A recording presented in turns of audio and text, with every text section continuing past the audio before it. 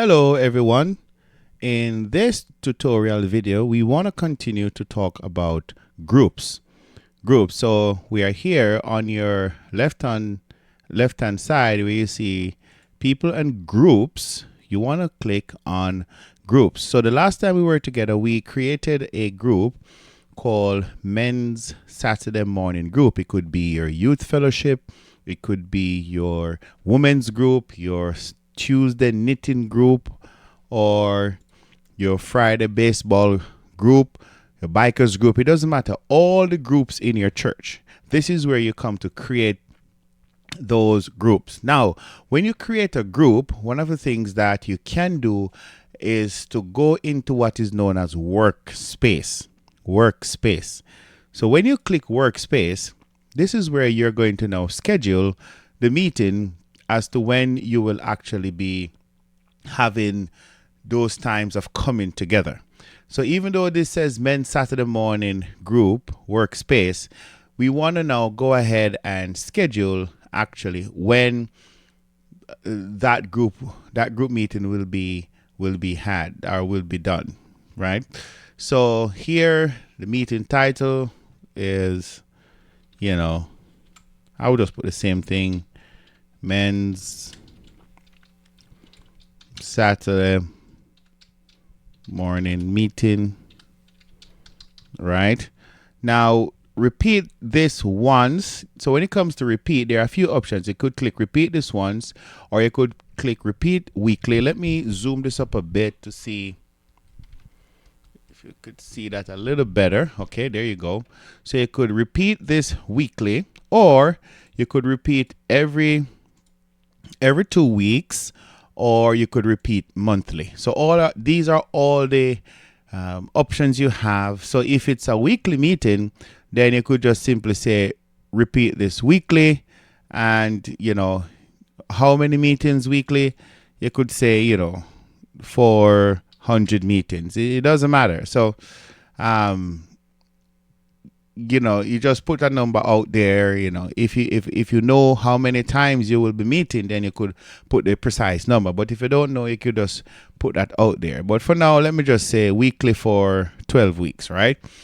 So here is where you can literally put the agenda that you're planning to go cover. So you could say, for instance, opening prayer, and then introductions, right?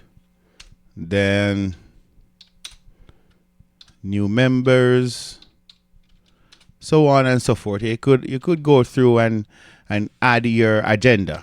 Now, if you have a PDF agenda, you could go ahead and click choose files. When you click that, there's gonna be a pop-up, and you could add the agenda if you have the PDF agenda.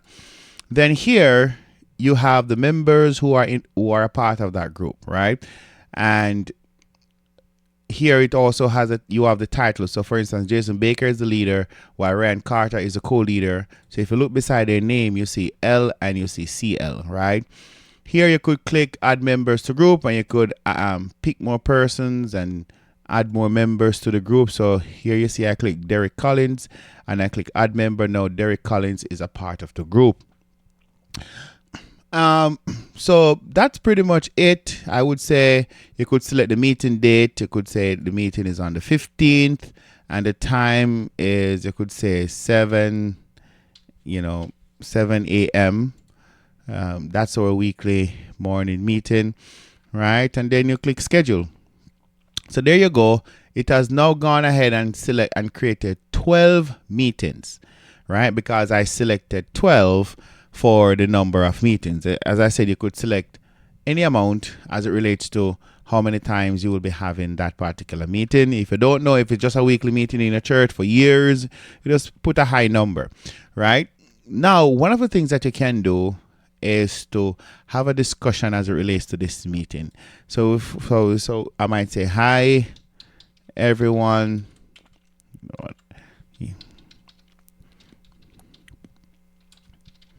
Remember to bring bring a friend, right? And I post that. So you could see who the post is from, the name and the date and the time that it was posted. But also you could reply to that post. No, I'm the only one speaking here, but those who are in the group, they could see the post, and guess what? You can reply to that post. You may say, sure thing. So you click reply and say you have this chain now. You could reply to that. You could reply to that reply that I just made, so on and so forth. So you have a chain that is going on. Or you could say, you could start a new discussion on whatever. So you have a new discussion here on something else, and on that post there could be a couple reply. You could reply as much as you want as well on that particular post. So here you have a running discussion as it relates to this particular men's Saturday morning meeting, right? Set list is a little bit different, that we are not going to use for this particular meeting. But if it was like every Saturday meet up for your band rehearsal, maybe this is something that you could set up, and this is something that you probably would use, but we're not going to use this here. But suffice to say, the agenda is here. This is the meeting that is scheduled. This is the agenda that I put in. So all the people who are part of the meeting, they can see the agenda. Okay. If there are any notes, what actually happened in the meeting, you could put that there. Then you could say the meeting was held, or you could cancel the meeting, or you could delete the meeting. Then as it relates to attendance, you could actually invite those people who were, you put them as members of the meeting. Only those who are members of the meeting there, you could invite them, and guess what? They actually get an email. And as you can see, as the attendance here, it says 0 as it relates to those who are coming, 0 as it relates to those who decline, and 0 as it relates to those who haven't responded. The reason being, no one has responded, right? And these are just test. This is just test data, but all of this will be live, where all the people who are invited to the meeting will get an email. As it relates to things that have to do with the meeting, you can actually assign things, right? So you can assign people to pray, you can assign people to read scripture, you can assign people to sing, assign people to do whatever. And then what you will do, you will go and select the name, and you can apply somebody to get the chairs or get the towels for this meeting. And then you can say, hey, he should get these by Thursday. So here is pick up chairs, right? So pick up chairs. So Evan Marcus is responsible for this, and say add that, and this is due by Thursday.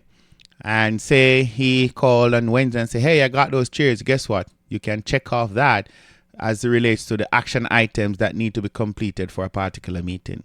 So you could do this for all your meetings. And when you are done, after you're finished, you just click mark held. And guess what? That particular meeting is a part of your archive now. It's a part of your archive. So this is something that is really, really powerful, really interesting as it relates to your meetings, as it relates to communications within your particular meetings. So this is just one of the ways in which you can have a running, quote unquote, commentary as it relates to the particular meetings that you have, and have people up to date and in the loop. I was gonna say into the loop, but in the loop as it relates to your meeting. So play around with it. Let me know if there's anything you would improve or anything that could make the workflow a little easier. But the purpose of this particular feature is just to have a place where the church, different groups in the church, could gather and communicate and be more effective in ministry. So that is what I have for this particular tutorial. May the Lord bless you, and catch you on the next one.